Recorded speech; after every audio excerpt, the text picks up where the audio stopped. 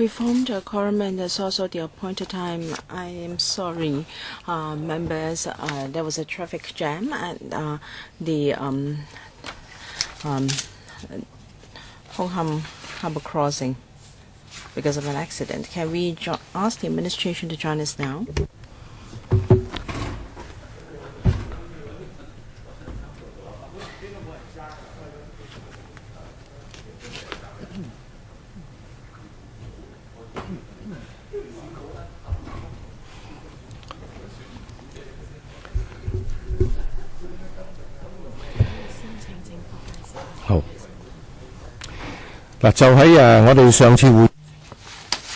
Subsequent to our last meeting, the administration has issued the following 3 papers to the subcommittee. First is response to the legal advisor's letter dated the 4th of May 2017, and that is a paper number CB4973 stroke 1617-1, and also paper number CB41028-1617-3, and also the administration's proposed CSA for us. For this meeting, we have Ms. Ivy Law, Deputy Secretary for Transport and Housing, Mr. Tony Lee, PAS for Transport and Housing, Mr. Raymond Chong, Chief Engineer from the Transport Department, and Ms. Connie Yao, Chief Superintendent, Traffic Acting from Hong Kong Police Force. Mr. Michael Yip, Senior Superintendent of Police Administration, also acting, and Mr. Gary Lee, Government Counsel, Department of Justice. Can the administration introduce to us the proposed amendments to us, please? Thank you. Thank you, Chairman, and thank you, members. First, let us introduce our proposed amendments to you. The government attaches a lot of significance to the problem of traffic congestion in Hong Kong. We have commissioned a consultancy that is done through the TAC. According to TAC, the growth in vehicles is a direct cause of traffic congestion and has provided a number of recommendations, and that increasing the first registration tax, and also e-road pricing, so on and so forth. We have accepted TAC's proposal to enhance the fixed penalty ticket for traffic offences. We first proposed to increase by 50%. That is to catch up with inflation since the last round of revision in 1994. We're grateful to views expressed by deputations and members at the last 2 meetings. Some are of the view that a 50% increase would arouse concern, and then the fines should be adjusted in phases. So we have taken on board such suggestions, and we will reduce the increase this time to 25% only to make it more acceptable to the public, and to restore part of the deterrent effect of the current level of penalties. And then at the next stage, we will review the revision cycle of fixed penalties. Illegal parking is a serious problem, making it a cause of traffic congestion. Therefore, we must adopt a 2-pronged approach. While we provide more parking spaces, we should restore the deterrent effect of our fixed penalty tickets. In the past 6 years, the police has almost doubled the number of fixed penalty tickets issued. However, the situation is still serious, and therefore, to be effective, the fines must be high enough to have a deterrent effect. In fact, we haven't adjusted it for 23 years, and therefore the effect has been eroded by inflation. So we urge members to support our proposal so that we can resolve this traffic problem or congestion, which is a headache for many people in Hong Kong, and so we can bring positive effects to the community. Thank you. I have a point of law which I hope you can clarify. Last time, the legal advisor said that members asked certain questions. Now, for CAP 237, can the penalties be separated so that for different offences there are different levels of fixed penalties? LegCo's legal advisor asked about CAP 237 and the relevant penalties, whether different fixed penalty charges could be fixed for different offences. According to the Department of Justice, the legislative intent of CAP 237 was to fix fixed penalties for all traffic offences at the same level. So our legal advice is that we should not fix different penalty charges for different offences. Legal advisor? Well, the Department of Justice gave us some replies. In its first reply, it looked at the long title of CAP 237, and in 1970, the Fixed Penalty Traffic Conventions Ordinance was enacted, and the DOJ looked into details of that. Now, according to CAP 1, singular words also include plural words, so a fixed penalty cannot comprehensively cover all offences. And in 1970, there was a LegCo meeting about the fixed penalty charges, and the Department of Justice said that all the traffic-related offences should have a uniform penalty. So we have looked at all these factors. The court would also look at different factors. For example, legislative intents, and the long title, etc.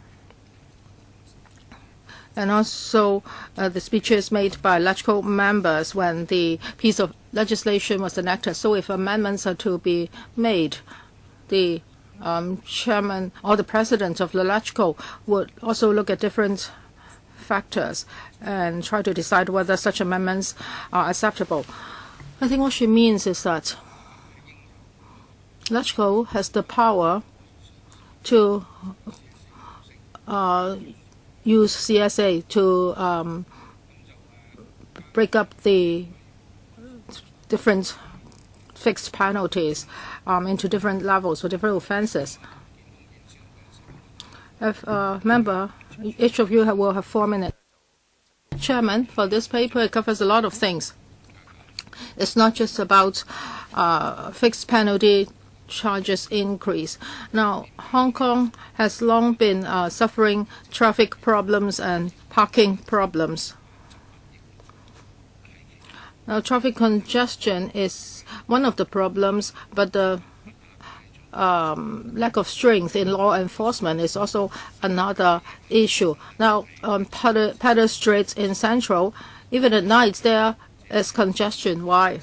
Because taxis queue up there. And as business is not good, they will take up a lane for quite some time.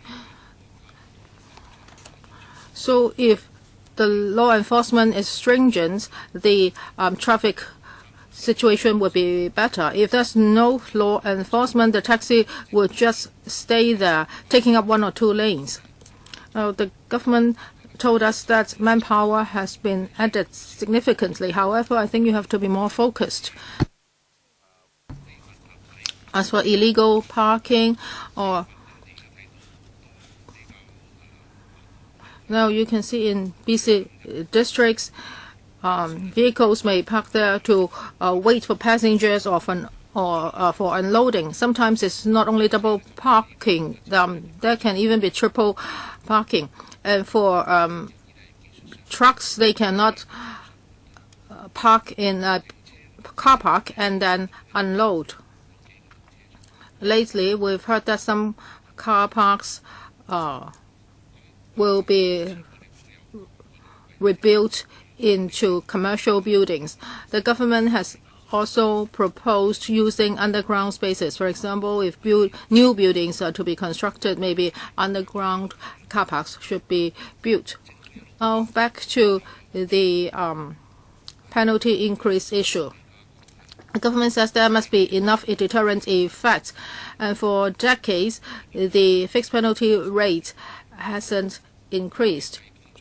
Now, if you look at inflation, you should even increase more. So now $320 will be increased to $400. Will it really pose a real deterrent effect? Maybe you can increase it to $4,600. Then it's really deterrent. I won't even dare do anything. So if now the fixed penalty is fixed at $400, why is it deterrent enough? A lot of people told me that the increase rate should even be higher. Well, I'm not saying whether I agree or not to this level.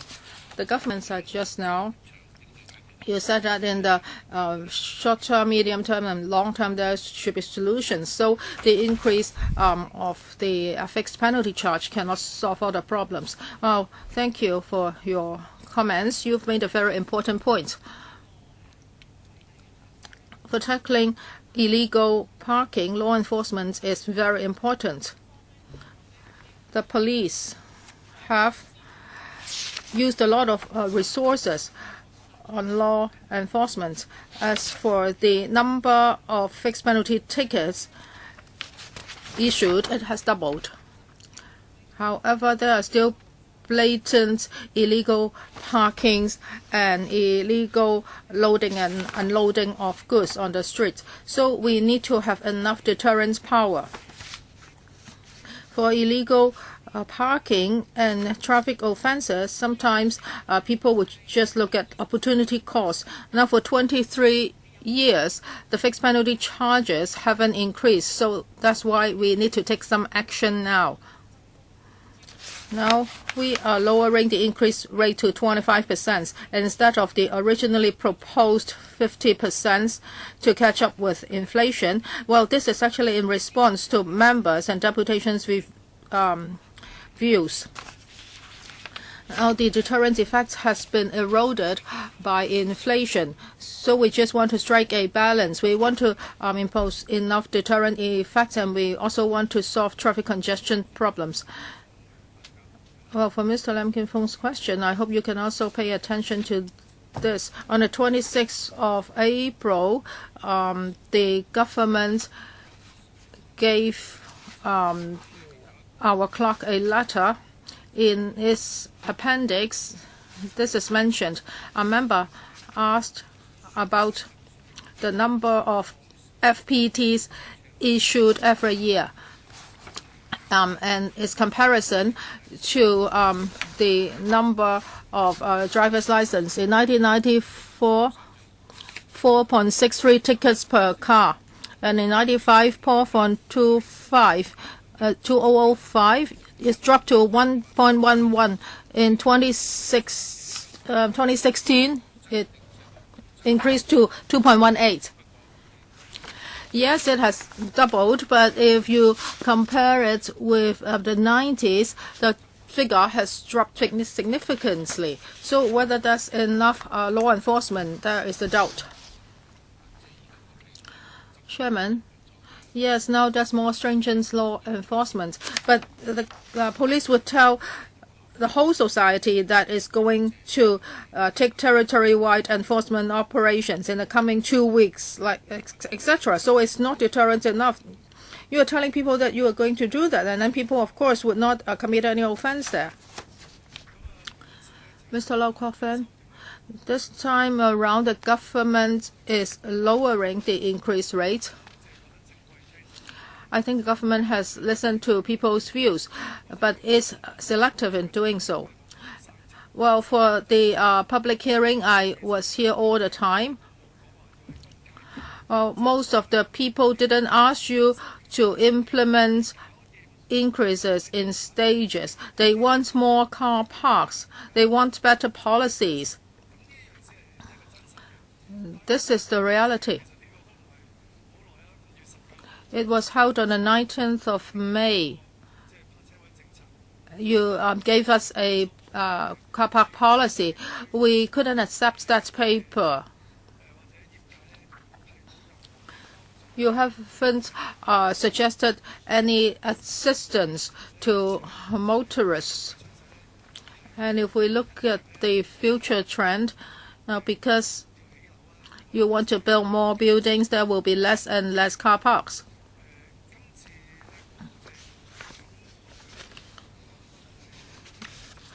So even though you lower the increase rate, I still cannot accept it. I will still object to it. You heard a lot of views at the public hearing. Shouldn't the government hire more traffic wardens? Shouldn't you enhance law enforcement? Shouldn't you do more things at black spots? You should be more targeted. That would be more effective. But for the new paper, you still focus on fixed penalty charge increase because it's the simplest way of doing it. So shouldn't the government come up with a better parking policy? Well, at black spots, I think you should enhance your law enforcement. The government has always said that the fixed penalty charges would have to be pegged to inflation. I object to this. You seem reasonable, and you say that there has been significant inflation, and the deterrent effect has been eroded by inflation. But I don't think you should look at inflation. You should look at the fine itself and the driver's pay. For the driver's pay, it hasn't increased over the past 23 years, and even some of their salaries are dropping. So now they have to pay $320 fine, and when it's compared with their present salary, actually they are paying more than 20 years ago. I think you're just lazy.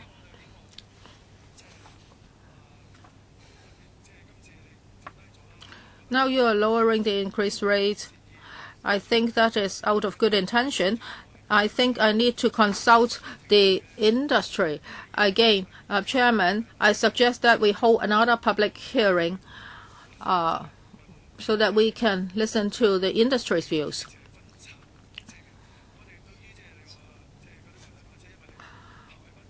Now, for illegal parking is because there is a shortage of parking spaces.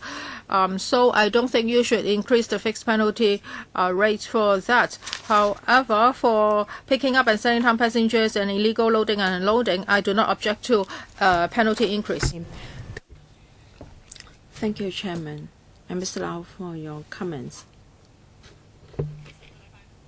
Just last Friday, the STH said that the transport panel, the position of the government on illegal parking for commercial vehicles, we will give them priority and deal with their needs, and we have active measures to alleviate the lack of parking spaces for them.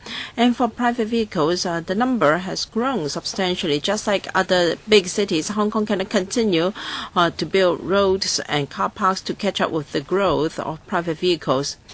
I understand the members are concerned about drivers of commercial vehicles, particular, and their need for parking spaces. We do understand their position, and our position is in line with members, and we will proactively provide parking spaces to satisfy the need of commercial vehicles. But if meanwhile we do nothing, pending we have sufficient car parking spaces. Then day in, day out, members going to work and to school will see illegal roadside parking, illegal loading and unloading or picking up passengers, and affecting road surface that would escalate air pollution, and also passenger or buses are forced to let off and pick up passengers in the middle of the road. And if we store that, will only aggravate the problem, and we cannot expeditiously respond to the public's wish that we can deal with illegal parking and associated traffic congestion in a decisive and expeditious manner. There is also the problem of air pollution and road safety. We believe this is the right time to adopt a two-pronged approach. On the one hand, we address the insufficiency in parking spaces for commercial vehicles particularly, and we also like to move a small step forward and raise the fixed penalty charges to resolve its deterrent effect. Mr. Lau suggested that we should not revise upwards the penalty charges associated with illegal parking. This may not be appropriate, because people affected by illegal parking, well, as Mr. Lau said, is not just illegal double parking. There can be triple rows of illegal parking. And if we do this, we may be condoning such illegal behavior. We're finding excuses for them. And therefore, we should raise the penalty levels under Cap 240 so that we can serve a deterrent effect. Thank you. I think the government is being lazy. You say that road space is limited. It's not that LegCo has not given you recommendations to consider. It's just that the administration hasn't considered them. Road space, we talked about underground space. Many countries and places are using underground space, and they have multi-story car parks. So you must have more traffic wardens and take targeted enforcement action at black spots. Not just one penalty ticket. You can issue a few more tickets if the car remains there. Large car parks like the one at Murray Road is disappearing. And we have also a list of roadside meter parking spaces being cancelled. So you should not start this study when it is apparent or is obvious that parking spaces are short. So I strongly urge for another public hearing to be held. Thank you. After the administration issued this paper yesterday, in my constituency, many people from the trade objected to the new proposals.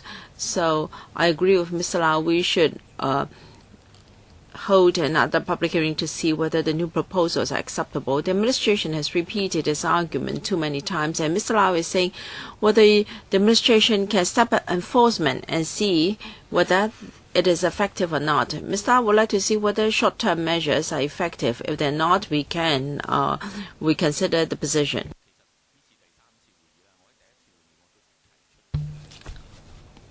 Mr. Ronick Chen, as I said, enforcing traffic regulations is appropriate, and I think the problem is whether the current fixed penalty charges are sufficiently effective. Well, for the figures you mentioned, Chairman, I asked for them at the first meeting in 1994. Tickets were 4.63 issued per car, and then in 2006 it was only 2.16 per car. So you can see we've seen a drastic drop in the number of tickets issued in the past 20 years or so. So I agree with members. First, we must step up enforcement. I agree to what Mr. Jeffrey Lam and also Mr. Lau Kok-fan said. Now, if a car is parked there illegally and the first ticket is issued, and then how soon will you issue another one? Do you have a fixed interval? Do you have fixed intervals for issuing fixed penalty tickets? If, say, a car is parked there for 4 hours and you issue 4 tickets, then even without increasing the charges, the fine is already 4 times. In some countries, they just tow away illegally parked vehicles, and then the towing fees and also the fines are very high, and as a result there won't be any illegal parking. So have you considered adopting such measures? Because our point is to deter such behavior instead of imposing fines. So the government might want to introduce these measures first before you consider increasing the level of fines. We asked whether there can be different levels of fines for different traffic offences. For car parking and other offences, you have proposed to cut the extent of increase. Now, for I understand that you have considered a little in moderating the increase for parking offences, but what about making a U-turn, causing obstruction, and this and that? We have not asked you to lower the charges, and yet you have adopted an across-the-board approach. I suggest that we have a differential treatment for different types of traffic offences. And can you deal with different types of offences in a different manner? Perhaps I can invite the police to respond to what Mr. Chen said. Thank you, Chairman. Mr. Chen, responding to Mr. Chen's question, whether we can issue guidelines for another ticket to be issued for consistent or prolonged illegal parking. Now, we do have a guideline. If a car is still parked there illegally, we can issue another ticket 2 hours after the first, but it is not mandatory. It's just a guideline. If illegal parking has caused a serious obstruction, the vehicle can be towed away. According to the road traffic regulations, if we cannot identify or trace the driver, and if the car is unattended, then we can tow it away. Any supplement from the Policy Bureau? We just like to add that the government or the police has stepped up enforcement, and at black spots, it has taken targeted enforcement. I'm sure this can be seen by the public, and this can be reflected in the statistics. Chairman, you said that enforcement has to serve deterrent effect. However, very often, drivers or owners will only be law-abiding when there are frontline officers around. If the latter is not around, they will break the law because of the opportunity cost. Well, for 23 years in a row, we have not raised the charges. I think we'll all agree that the effect has been eroded by inflation, and therefore we should move a small step forward to tackle this problem. What about differential treatment for different traffic offences? Mr. Jeremy Tam asked a similar question. Differential treatment. That is it said that for offences related to illegal parking, we should freeze the fines, and for other traffic offences, we introduce the increases as suggested.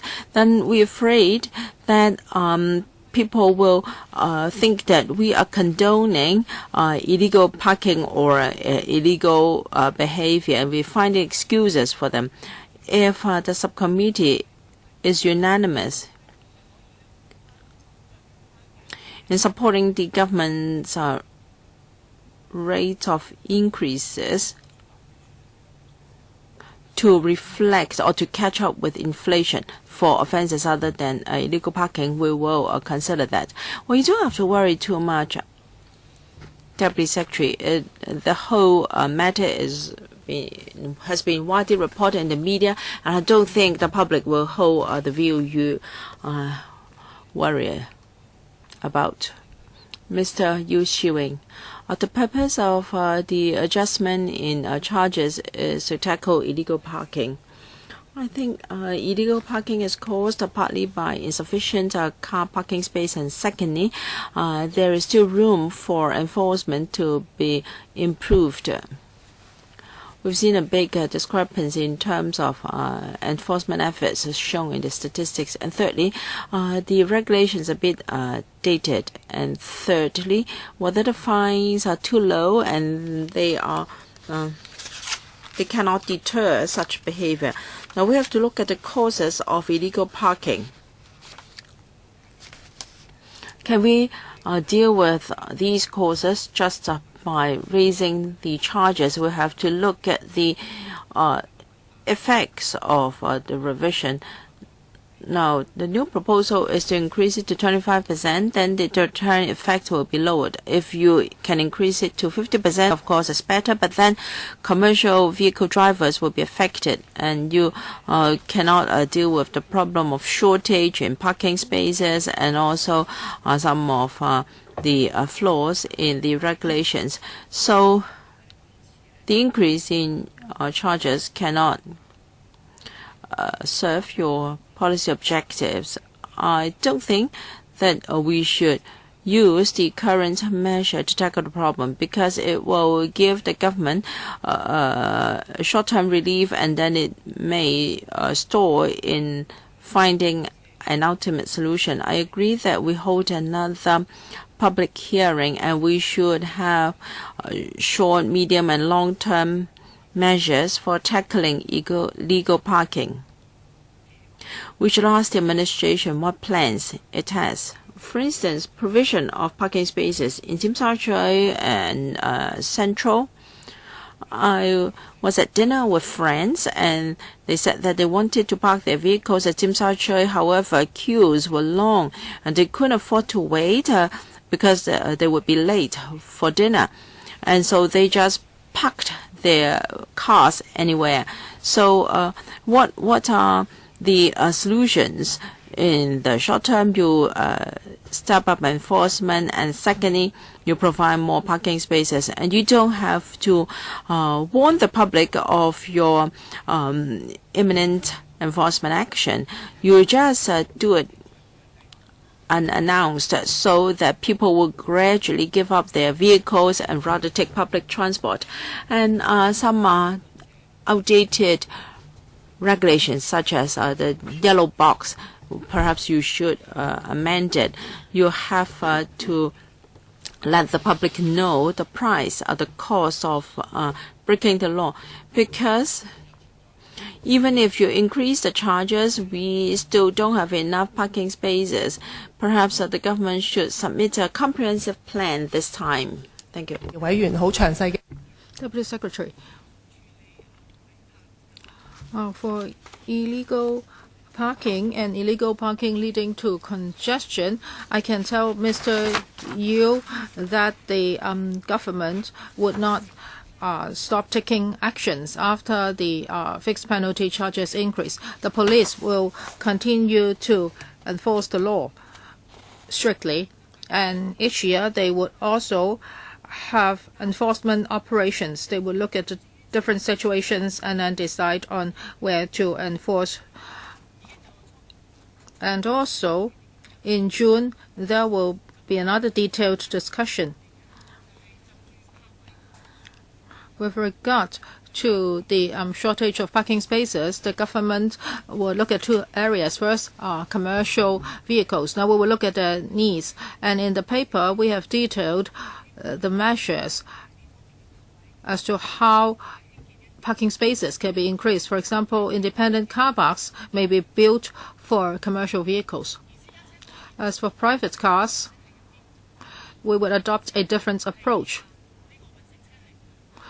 Private cars are different from commercial vehicles. It's not an essential mode of transport. The government's policy is to encourage the public to use public transport. The government said last week that we will adopt a three-pronged approach to tackle the problem of parking space shortage. First, we would control the increased rates of private cars. We will also increase parking spaces for private cars. And in the same time, we encourage the public to use public transport because we should also pay attention to air pollution. And also, we hope that commuters can change their habits.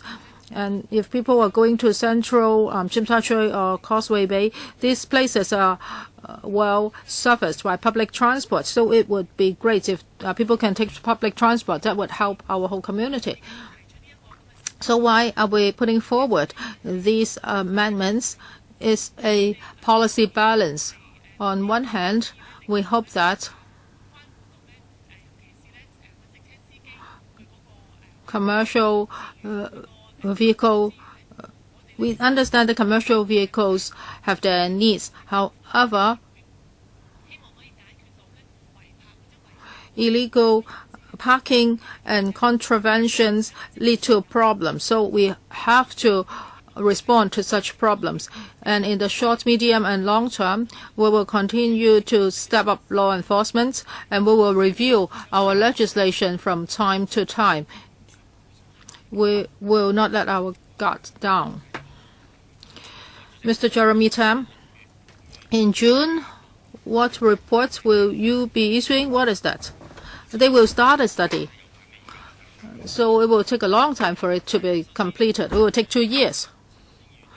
Just now, Mr. Chen Chen-ying has said what I want to say. These are the things that the government should do, so I'm not going to repeat them. As for Cap 2, 3, 7 and differential treatments, well, the chairman remembered that I mention it almost every time at our meetings. And now we see two perspectives concerning this. And if members think that there should be such a CSA, the chairman will consider that. Now I'm telling you that I will move this CSA. I will challenge your saying that the offences cannot be given differential treatment under Cap 237. I think they can be differentiated. Now, there are some offences that are more serious. For example, if you stop your car in a box junction or on a traffic island, and that would be very serious, and there should be heavier penalty. And for Cap 240, they include unlawfully entering box junction, etc. So I think you can even increase the penalty to $480. It doesn't matter. But this policy is very strange. You want to have a stronger deterrent effect, and members ask you whether you can cut the increase rate a bit, and you say that if you just increase by a little, then there will not be enough deterrent effect. But it seems now you are surrendering. You have cut the increase rate, and you say, oh, okay, that's no problem. It still has a deterrent effect. So it's not just about increasing the fixed penalty charges. It's an overall policy. So what will be happening in June? I think you should come up with a comprehensive policy. You should give the public a timetable. Now, for example, you will be building some large-scale car parks, and also for first registration fees and driver's license fees. Those will be changed. And also, how about public education?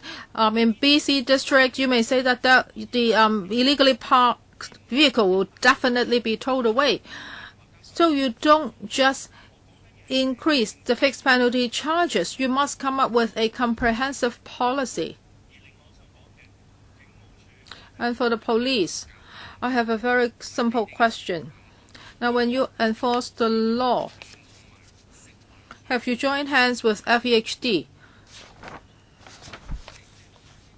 Chairman, I'll answer the questions first.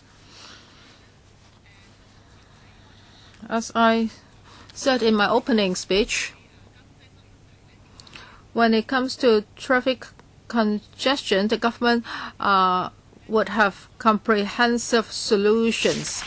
And earlier on, a report on study of road traffic congestion in Hong Kong was conducted by the TAC. Short-term, medium-term, and long-term solutions have been put forward. Now, that includes increasing the first registration fees, electronic road charging, and also education. So the government is implementing the TAC's recommendations step by step. As for the June meeting, last Friday, the traffic panel had a 1-hour discussions on the government's paper concerning parking spaces. And we didn't have enough time, so a special meeting will be held in early June, and that will be part 2 of the meeting. We will be discussing in greater details the government's policy on parking spaces. Now, we will come up with relief measures, and those have already been detailed in our paper. As for differential treatments for different offences, there are 2 parts.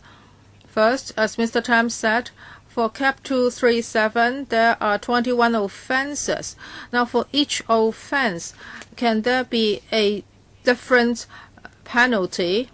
The DOJ's view is that this cannot be done because of the legislative intent. Of course, we also respect the legal advisors' views. And eventually, it will be the decision of the president of LegCo. And 2 members also mentioned CAP 240. There are 2 offences which are not related to parking. So can we deal with those 6 offences first? As I said just now, if a consensus can be reached, and the chairman may consider passing a motion at this meeting, if the subcommittee can reach a consensus for differential treatments, the government would consider that, because we hope that we can join hands with the LegCo so that we can move forward by a small step to solve the traffic congestion problems. As for catching up with the inflation by increasing 50%, now we are lowering the percentage. This may not be ideal, but we are responding actively to views of members and the industry. So we hope that we can all move forward to solve the problem together. This may not be the ideal solution. So at the next stage, the government would consider another round of charge increase. Will Ms. Yao answer the question too? Well, for Mr. Tam's questions, he asked whether the police have joined hands with the FEHD to take actions together. Yes, we did. When it comes to road management, we have joint operations with the FEHD on a regular basis. Since September last year, due to the shop front encroachment, we have joined hands with FHD to take actions, and we will look at illegal parking, and FHD will look at shopfront encroachments. So we both would issue fixed penalty tickets. I think the police are telling us that they are not targeting illegal parking, but they are targeting road obstruction. Well, that will also include illegal parking, but I do not have the figures in hand at the moment. Okay, now it's my turn to ask questions. Mr. Hui Chifeng, do you want to ask questions? Okay, it's your first round, so I'll let you ask first. 4 minutes. They are just short questions. I've heard strong views that if the fixed penalty charges are increased, whether there will be enough deterrent effect. In particular, now you have lowered the increased rates. People also think that the law should be enforced more stringently. And this is related to your manpower. In the urban areas, the number of traffic wardens should be increased. The training cost of traffic warden is lower than that of the police.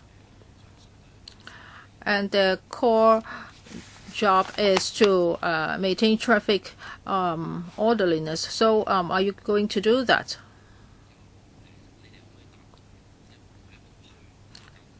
And do you have the number of traffic wardens for each district? I heard that is linked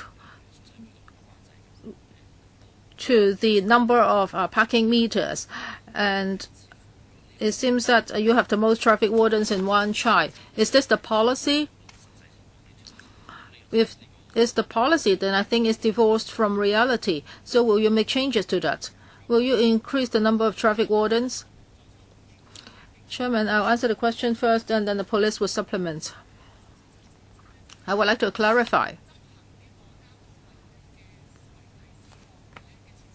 Well, for traffic offences enforcement is not only restricted to traffic wardens, the police would also do that. So we would have to look at the resources of the police. We have seen an increase of 100% in terms of FPT number. So the police have already adopted a flexible tactic to do that. And now we are looking at how technology can help law enforcement. The police are looking actively into this. Well, for frontline law enforcement agents, when they are there, motorists would abide by the law. But when the law enforcement agents are gone, they would commit offenses. So we need to have fixed penalty that are of enough deterrent effects. Otherwise, there would be this vicious cycle. That is, we increase manpower all the time, but still there are many offenses. Police? Just now, we've heard that when it comes to law enforcement, it's not just the job of traffic wardens. All the police officers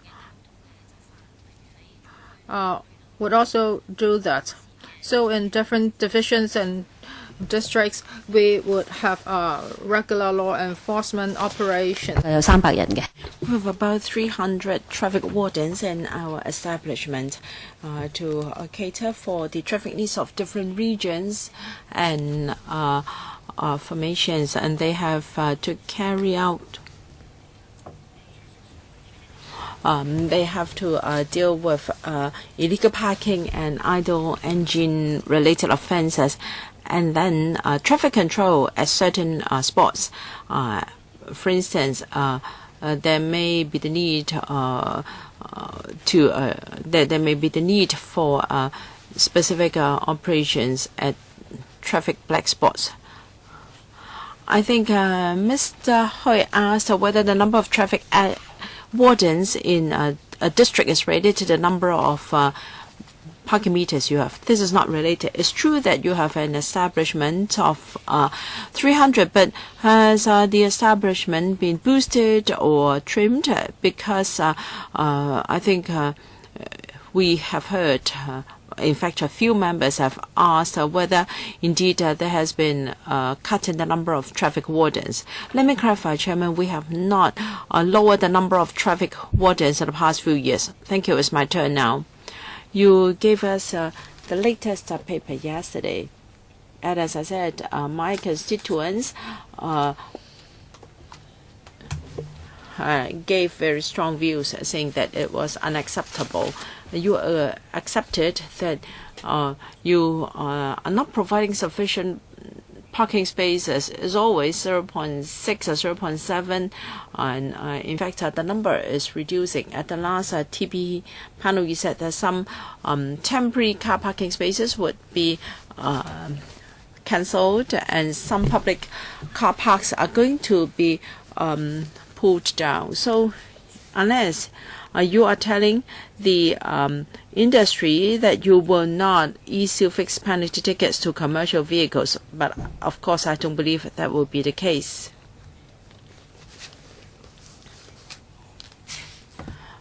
Drivers of some sectors of some commercial drivers of the industry have seen a drop in their income instead of a rise, and their burden is heavy. So if you do not provide any solution, I'm afraid this new proposal is hard to accept. I think members have said a number of times that we will not oppose enhanced enforcement action at black spots. You can even tow away the vehicles. We don't oppose. We do represent members of the public here. You cannot say that you are responding to calls from the public while ignoring our views. So we have said a number of times that you should give us a set of short, medium, and long-term measures for our discussion. So members' message are clear. We want you to move another CSA so that we can have different levels of treatments for different offences. For yellow boxes and other things, perhaps you should use CCTV. So, and you can ask a clerk to view the videotape, and then there is no need to station a traffic warden there. And then you cited technical problems, which I don't understand. I think you could address some of the issues in a more effective manner. And for increase in charges, although you have offered to lower the percentage, I haven't heard any members supporting you. Mr. Lau Fok Kwan and Mr. Yu Shi Wing both supported another round of public hearing, which we will organize. Rather than for members to move CSAs. Now, as the Deputy Secretary said, if it is the unanimous view of the subcommittee that the current legislation should be appropriately amended so that there can be different levels of fines for different offences, do we agree? Yes. So then, administration, please give serious consideration to this. Try to move CSAs to introduce different levels of fines for different offences. So I support, Chairman. Allow me to clarify two things, Chairman, please. I'm pleased to hear that you support our way forward. So we're going to do two things. For CAP 240, traffic offences not related to illegal parking. Can I have this clear indication from the administration that you will support the increases in offences under CAP 240 to introduce the increases to catch up with inflation? I'm afraid I cannot respond at this point. I have to consult my industry because there is also loading or unloading goods in a restricted zone. Well, in Central, there are no there is no room for loading and unloading, and the industry is forced to do so in a restricted zone. And if you increase the fines by 50%, I have to consult my industry first. And other than that, offenses like going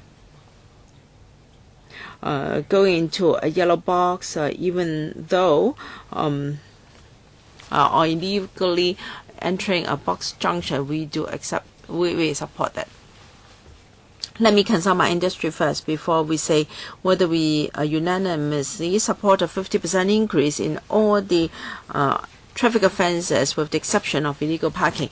Yes, so by and large members agree that these offences can be increased, the fines can be increased by 50% to catch up with inflation. We will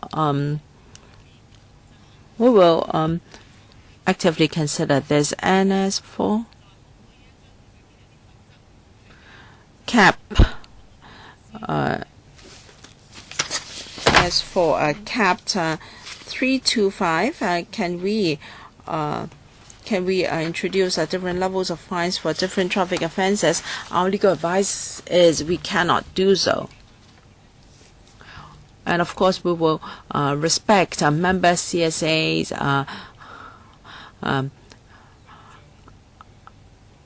after consulting your own legal advisor. All right, can you give us a paper and tell us exactly what are the traffic offences that you can increase by 50%? Although you have just said so, but it's safer if we have something in black and white. Yes.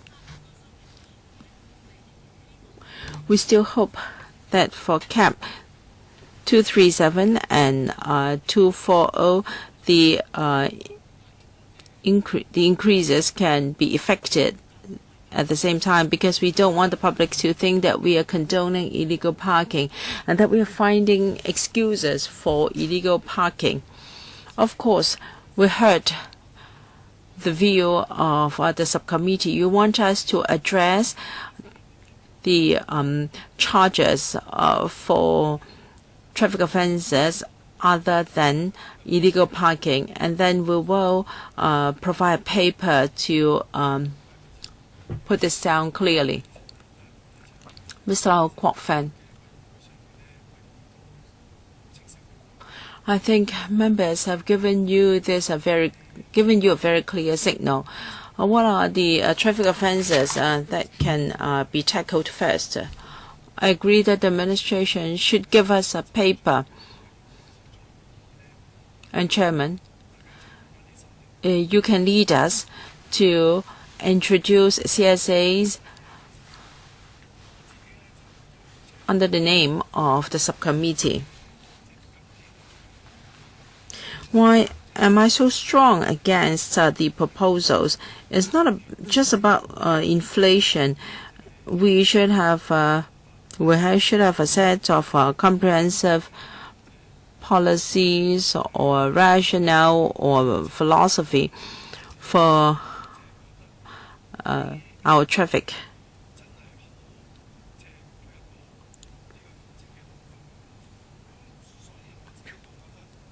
So,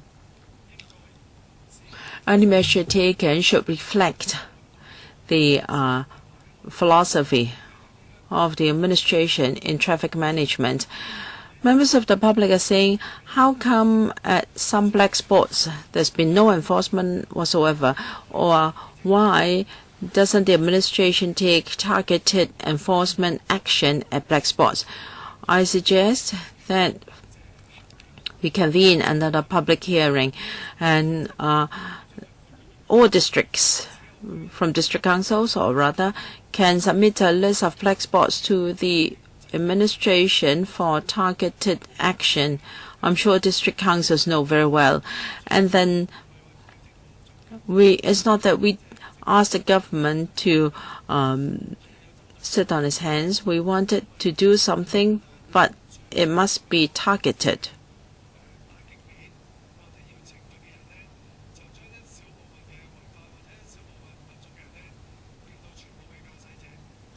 please do not penalize all motorists just because there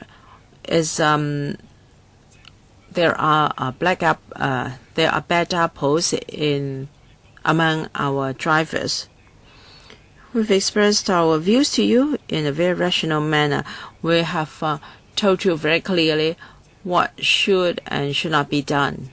So, Chairman, I agree with you. We should await paper from the administration, and we can also hold another public hearing, and we should receive views from all 18 district councils. Thank you. I agree that we can invite the chairman of district councils or chairman of T&T committee of district councils. They can also give us a list of traffic black spots in their own districts. I think that will be useful for the administration's information. Allow me to say this, Chairman.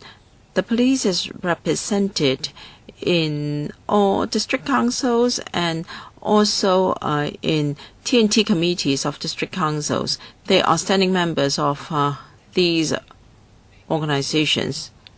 In fact, the police knows full well what are the traffic black spots or illegal parking black spots in each district, and they have very close liaison with the respective districts.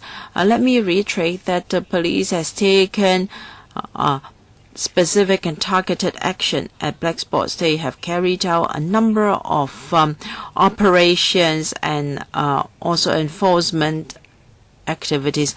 Allow me to chip in. I am a district councillor. I'm also the chairman of the T&T committee of my district council.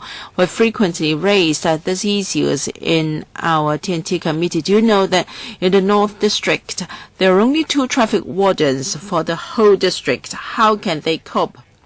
2 traffic wardens. There are 2 posts. 2 posts. Do you think that is sufficient to serve the whole North District? We cannot put all the pressure on frontline officers of the police. They have other important duties to do. And it's also very costly to deploy police officers to tackle traffic issues. And therefore, we must substantially increase the number of traffic wardens. Either your figures are wrong or figures provided by the front line are wrong. So you have to think about this. Mr. Tam, I'm shocked. For the whole North District, there are only 2 traffic wardens. Well, Chairman, I would like to clarify. For our figures, the number of traffic wardens in North District is more than that. As for law enforcement agents, they are not limited to traffic wardens. They are also frontline police officers. The police would look at different situations and make their deployments. As for North District, we have double-digit traffic wardens. We have Tai Po and North District, as well as Yuen Long, Tuen Mun. They all belong to North District. Don't play a figure game with me. I'm more familiar with the situation. North District is North District. Tai Po is Tai Po. We're talking about 18 districts.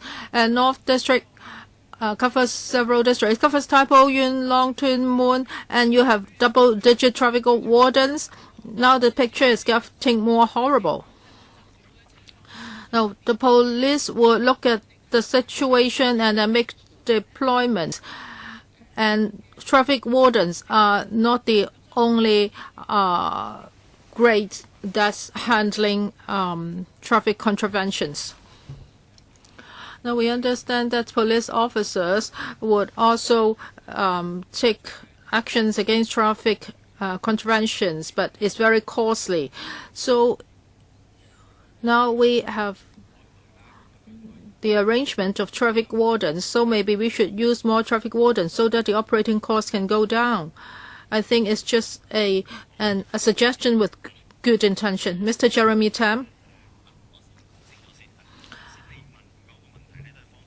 Well,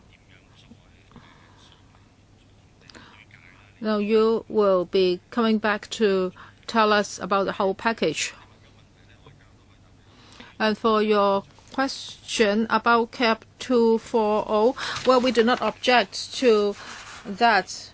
That's the 6 offenses. Yes, you can increase the fixed penalty. However, for Cap 237, yes, I understand why you're not doing it, because the Department of Justice has given you advice that it cannot be done. But the Secretariat has another view, and I will move my own CSA to challenge that. I don't think there cannot be any differential treatment, and some offenses should be given a heavier penalty. We will have another public hearing, and now you've cut the increase rate, so we want to listen to people's views again. And I asked about your joint operation with FEHD. In Kwun Tong, Hao Ming Street, Hong To Road, Wai Yip Street, what's the situation like now? For the spaces on pavements, they are all occupied by cargoes. And when the police officers go there, they will be told that this should be the FHD doing the job. But the FHD officers never go there. So that's why I asked about the joint operations.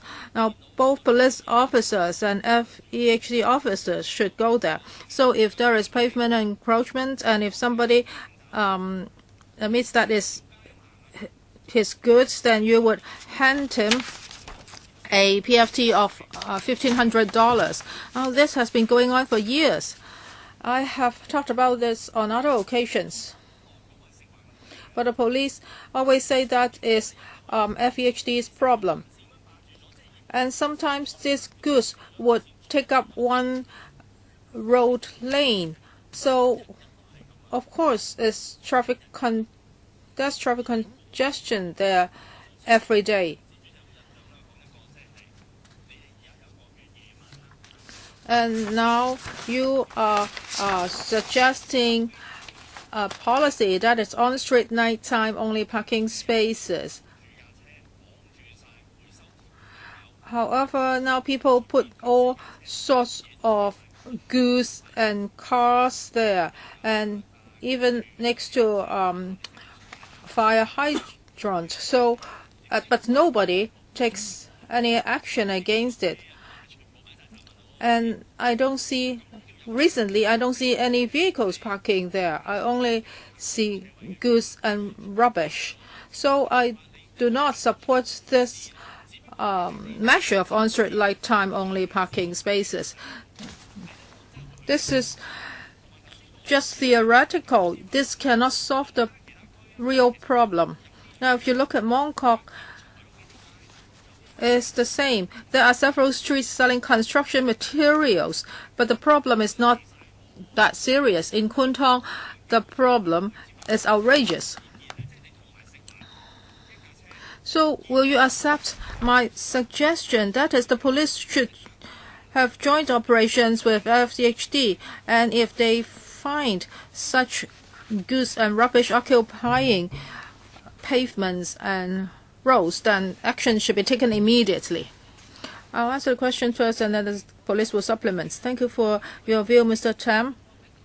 As for your Facebook message, I've read it myself. I have talked to the police and transport department. I urge them to step up their enforcement. I'll ask the police to respond. Ms. Yao? Our HAD takes the lead in districts, and we will have operations from time to time, not only the police, also the Lands Department and FEHD. So this is about streets management.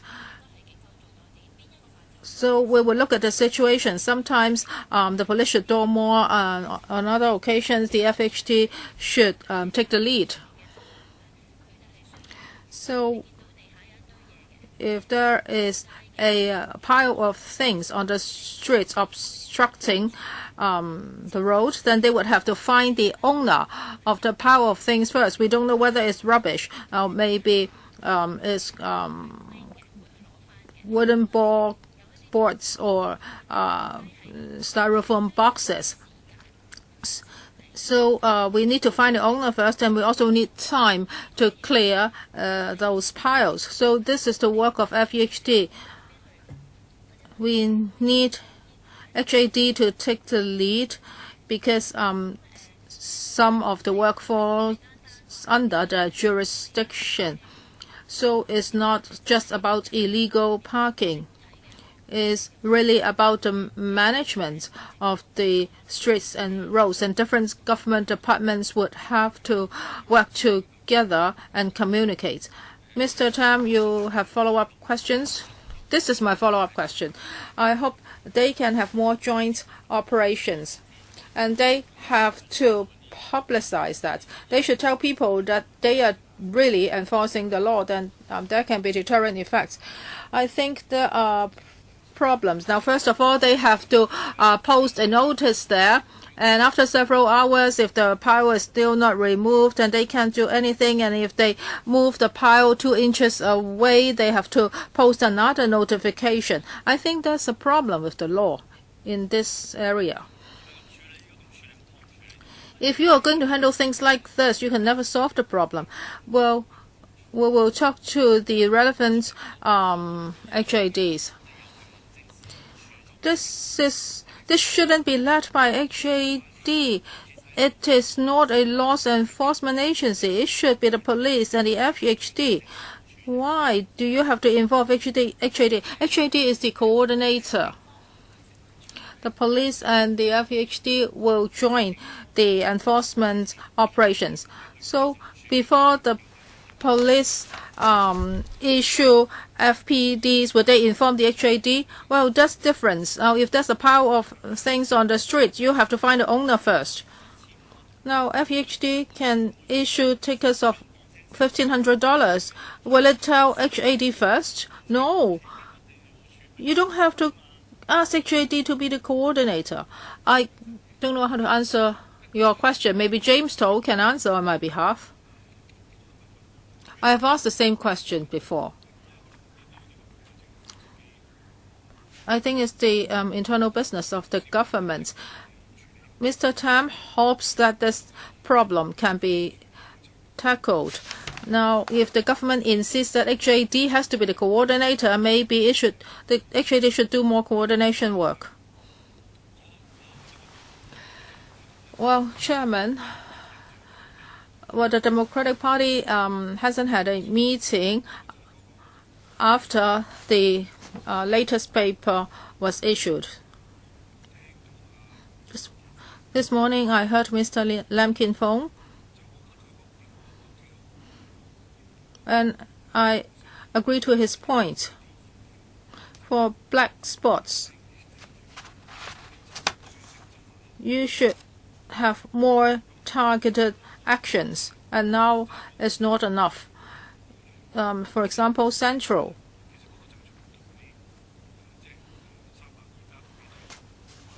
It is not related to the increase in fixed penalty charges. You don't want the money. You want the vehicle to go away so that the road can be smooth and through. So it has nothing to do with the penalty charges.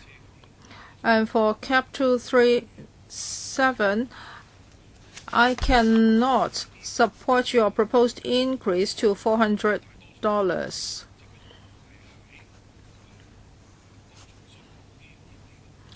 Because most of these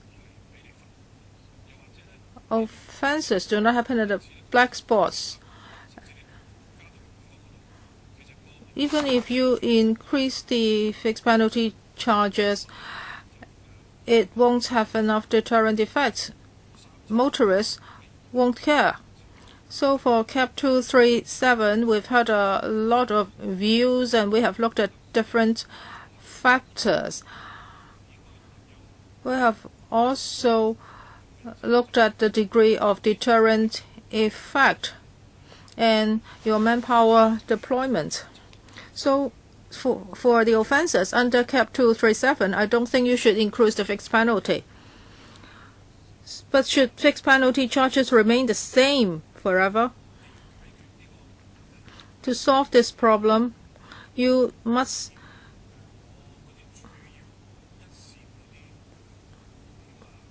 do the status and black spots. You are really enforcing the law very stringently. But you're not doing that. In less busy places, you are enforcing the law.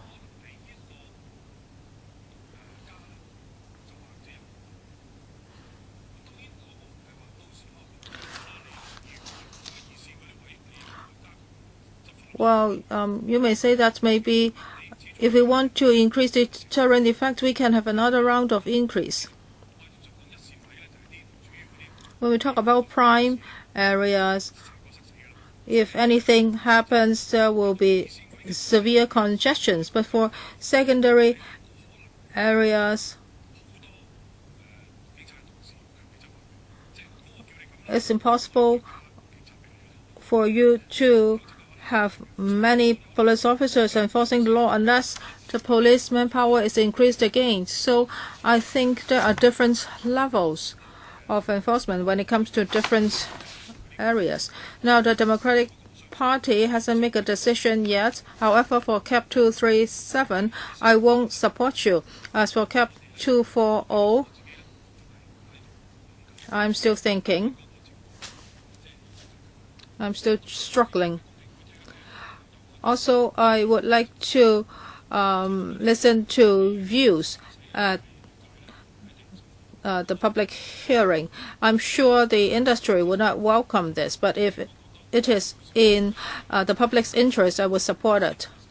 In the year 2000, for the meter charge, you wanted to increase it from $2 to $4, and the Democratic Party said that it should at most be increased to $3, and now it remains at $2.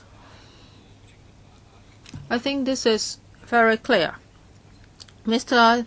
To's view is similar to other members' views. So now we have a conclusion. We'll hold a second public hearing. We want to listen to the industry again.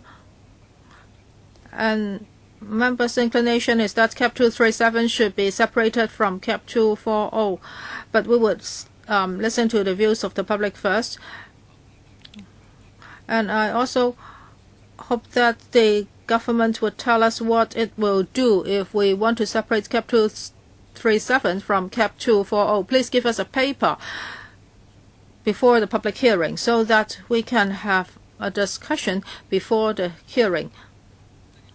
Thank you. Yes. Okay, let's end the meeting here, and a public hearing will be held. Thank you.